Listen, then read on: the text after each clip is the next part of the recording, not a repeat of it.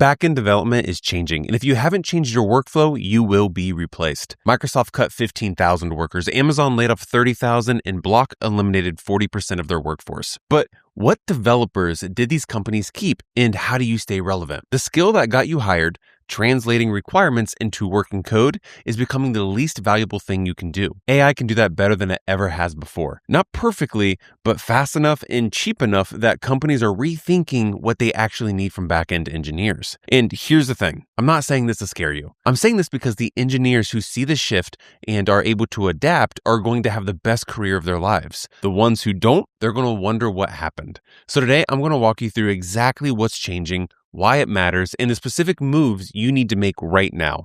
So let's get into it, starting with number 1, the Ticket Treadmill. I want you to think about your last 2 weeks at work. How many of those tickets actually required you to think? And I mean genuinely think about the problem, not just translate requirements into code, not just add a field to a user API, like real critical thinking. If the answer is less than 2, you're on the Ticket Treadmill, and it's moving faster than you realize. Here's what's happening. Most junior and mid-level backend developers measure their value by sprint velocity.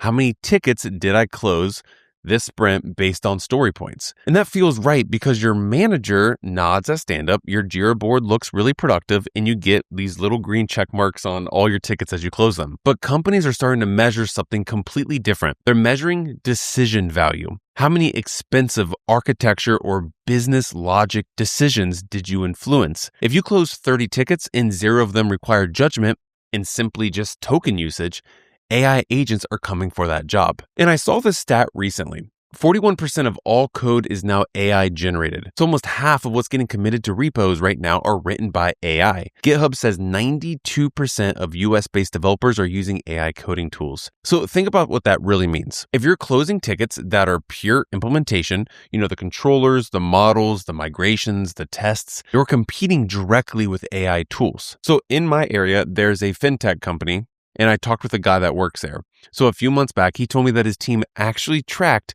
which tickets could be fully completed by Claude Code with minimal human review. The results was over 62% of their sprint backlog, a little over 6 out of 10 tickets. The remaining 38% were tickets that required understanding business context, talking to other teams, or making trade-off decisions. That 38% is where your job security lives. And I know that sounds scary up front, but it's also kind of liberating when you think about it, because it means the path forward isn't necessarily like coding faster. The path forward is making better decisions. The dopamine loop of closing tickets is genuinely addictive. I've been there. You feel productive without actually growing. It's the same trap as tutorial hell, but in a different way. And the engineers who start breaking out of that start asking, why are we building this instead of just going ahead to build it?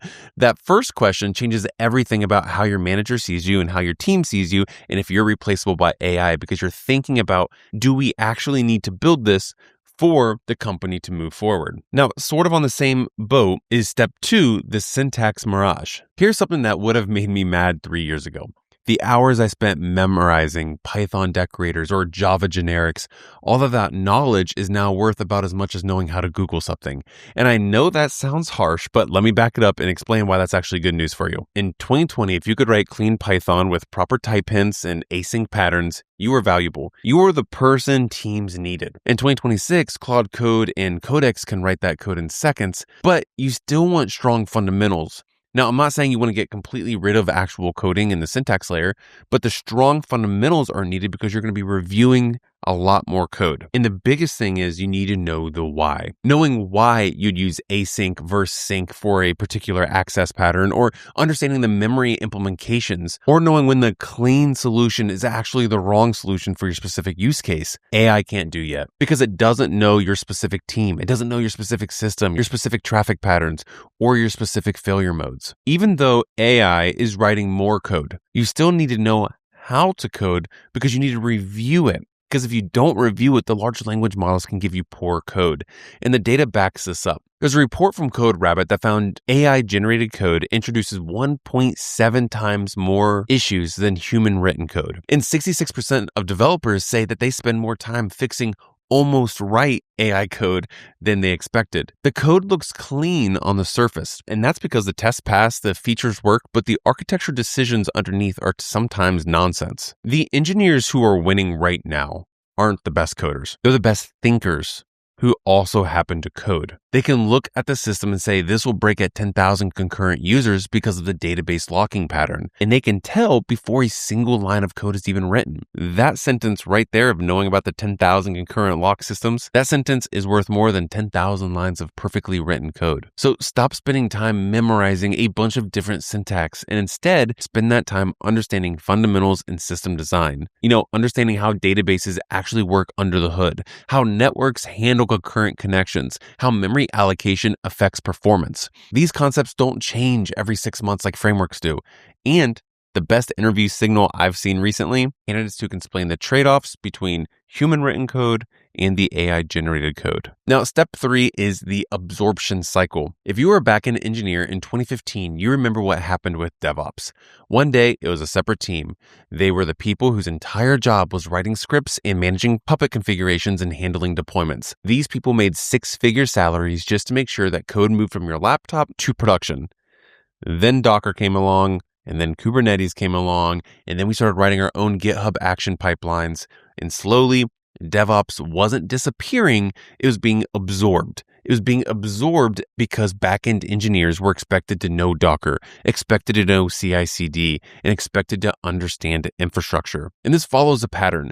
Every 5 to 7 years, backend engineering absorbs an adjacent skill set. 2010, backend absorbed server management. 2015, backend absorbed DevOps. 2020, backend absorbed cloud architecture. And now 2026, backend is absorbing AI engineering, RAG pipelines, LLM integration, vector databases, and agentic workflows. And I can prove this. LinkedIn's 2026 Jobs on the Rise report listed AI engineer as the #1 fastest growing role. And here's the thing.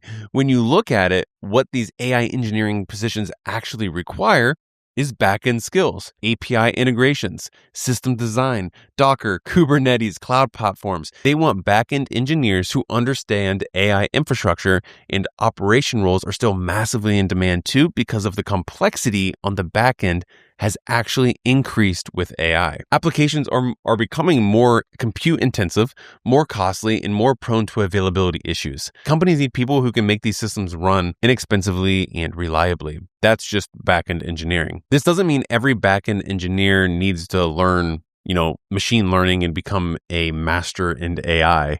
It just means you need to understand how to integrate AI into these backend systems. How do you stream large language model responses? How do you handle non-deterministic output in a system that expects deterministic behavior? These are backend problems. And that distinction matters because it means you already have 80% of the skills. You just need to learn the next 20%, which is all AI specific stuff, to become an AI engineer from being a backend developer. The developers who learned Docker in 2015 didn't struggle when it became a requirement in 2019. They were already leading teams. They were the ones setting up CI/CD pipelines and teaching everyone else how to containerize their apps. The same window exists right now, but for AI skills. The engineers learning to build RAG pipelines and agentic workflows today will be the architects and tech leads of 2028 and 2029. The ones who wait, they're the ones that are going to be scrambling to catch up, just like the developers who waited until 2020 to learn Docker. And here's a warning sign or a red flag. If your company starts hiring AI engineers as a separate team, pay attention. Within 3 to 5 years, those skills will be expected by all backend developers. Get ahead of the absorption, or you may get absorbed yourself. Now, step 4 is the context moat. Everyone's talking about what AI can do, but let me tell you what it absolutely cannot do. It can't sit in your company's quarterly planning meeting and understand why the payment team is scared to touch the billing engine. It can't know that your CTO hates microservices because of a bad experience it had at its last company. It can't understand that your auth service has this weird workaround because a major client demanded it in 2019. And if they change it, the compliance team will lose their minds. That context, that's your moat. AI models are trained on public data, so they know general best practices. And when I talk about that, I think of a story that I've talked about before, which is about Adel and Tom. Tom knew Ruby syntax better than anyone on the team. He was the go-to guy for anything related to the Ruby language. Adel understood the billing engine in the billing domain. He understood the business logic, the edge cases, the regulatory requirements. So when the migration, inevitably happened, syntax knowledge ended up being replaceable. However, AI could not bridge the domain knowledge gap because it just simply didn't have that domain context. So here's what I would start doing. Start documenting the why behind every major decision you encounter. Not just the what, every architecture decision, record it. Every postmortem, record it. Every we chose X over Y because of Z, record it. Absorb that context because that becomes the institutional memory. And if you work in a specific domain like healthcare, fintech, e-commerce, whatever, go deep into the regulatory side. AI can write a Stripe migration for the most part, but AI cannot tell you whether that specific implementation violates PCI DSS in your particular deployment architecture. Now, step 5 is the promotion paradox. You got hired because you could write code. You could translate requirements into working software. That was the whole job. But here's the problem nobody tells you about. The better you get at that, the more you lock yourself into a role that's about to get automated. It's a trap, and I'm raising my hand because I fell right into it. Developers get rewarded for implementation speed. Developers on the flip side also get rewarded for decision quality. These are fundamentally different skills. And most people never make the transition to the decision quality because they keep optimizing for the first thing, and that's because that's how they got the job originally. Let me give you a real scenario. Let's say there's 2 backend engineers. Same team, same years of experience, whatever. Engineer A ships 3 times more code, closes every ticket, has perfect sprint velocity. Their manager loves them in stand-up because they are just knocking things out. Engineer B might ship half the amount of code, but catches a database design flaw that could have caused cascading failure in production. Something that would have taken down the service during peak hours and cost the company 6 figures, easy to fix. Engineer B will get promoted. Engineer A might get frustrated and confused, but the company just avoided a massive incident because of Engineer B's judgment. Now, AI accelerates this entire paradox. If AI makes implementation 3 times faster, implementation skill becomes 3 times less valuable in relative terms. But what becomes 3 times more valuable? The ability to make the right decisions about what to implement. Architecture, system design, business judgment. The shift that matters is simple. Stop asking, how do I build this faster? And start asking, should we build this at all? The highest paid engineers I know spend more time preventing bad decisions than making good ones. They're often the person who says, if we do it this way, we're going to have a massive data migration problem in 6 months. And they're usually right. How do you handle leverage in creating these decisions? This brings me to step 6, the leverage flip. So people keep asking me if AI is going to replace backend developers. That's ultimately the wrong question. The right question is, which backend developers does AI replace? And which one does it make 10 times more powerful? Because the answer to that question determines everything about your career in the next decade. Pre-AI, a senior engineer was maybe 2 to 3 times more productive than a junior developer. Same tools, same IDE, just more experience. Post-AI, a senior developer can be 10 to 20 times more productive than a junior developer if they're not using AI correctly. But here's a flip that most people don't talk about. A junior who understands fundamentals and uses AI well can outperform a mid-level who doesn't. The leverage goes to the people who combine real understanding with real AI tools. And there's a study from GitHub that found developers using AI assistants completed tasks up to almost 56% faster. Think of it like compound interest. If you have a strong foundation of understanding, AI compounds your abilities exponentially. If you have a weak foundation, AI gives you the illusion of the ability that crumbles under pressure. The rich get richer and the poor gets exposed. And this is why the learn to code versus not learn to code debate completely misses the point. The question isn't whether to learn to code. The question is what level of understanding you actually need. And the answer is deeper than ever because you need to know so much stuff. You need to understand system thinking, distributed computing, data modeling, business domains. You just don't need to memorize syntax as much anymore. The uncomfortable truth of all of this is the engineers who complain the most about AI are usually the ones whose primary value are implementation speed. They see AI as a threat because it truly is a threat just to that specific skill. But the engineers who see AI as the biggest opportunity of their careers, they're the ones whose values come from the judgment, architecture, and domain knowledge. AI just made them 10 times more valuable and amplified the things that they were already strong at. For junior developers watching this is actually incredible news. The traditional path was to grind for 5 to 7 years until you could operate at maybe a senior level or a strong mid-level. With AI as your accelerant, not your replacement, you can probably compress out timeline like 2 to 3 years if you really focus on understanding over implementation. Instead of waiting for a production incident to learn about connection pooling, you can ask Claude to explain it with a real example tailored to your exact stack. The knowledge is instantly accessible. The key is actually absorbing it. The juniors who do this will leapfrog mid-levels who are stuck on the ticket treadmill.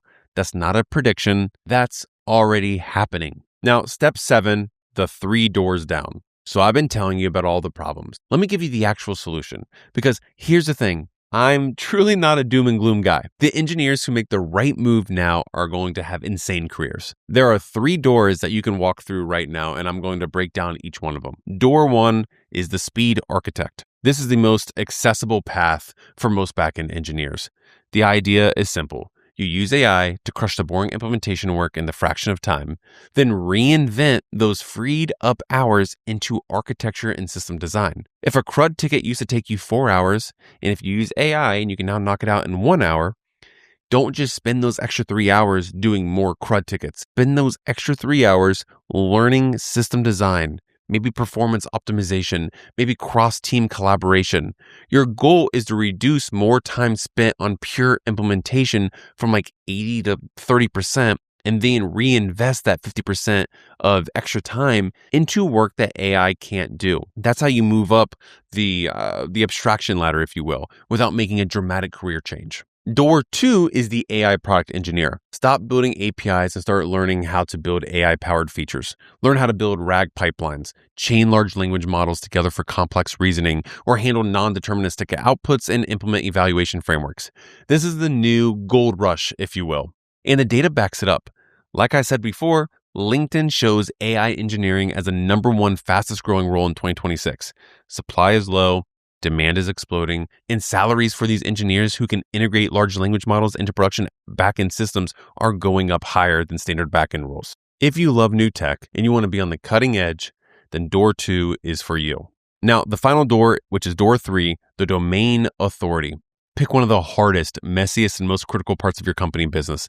The part everyone is scared to touch, like the payment engine or the compliance system, the legacy billing code that's been running for a decade.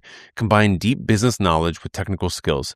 AI can write the code, but it can't tell you why you have this specific implementation that violates your company's regulatory requirements and breaks a contractual obligation with a major client. The common thread across all 3 paths is this. They all move you up the abstraction ladder, away from pure implementation and toward judgment decisions and context. The specific path you choose depends on your interests and where you are right now. But the one path that doesn't work, which is door 0, keep doing exactly what you're doing and hope it works out.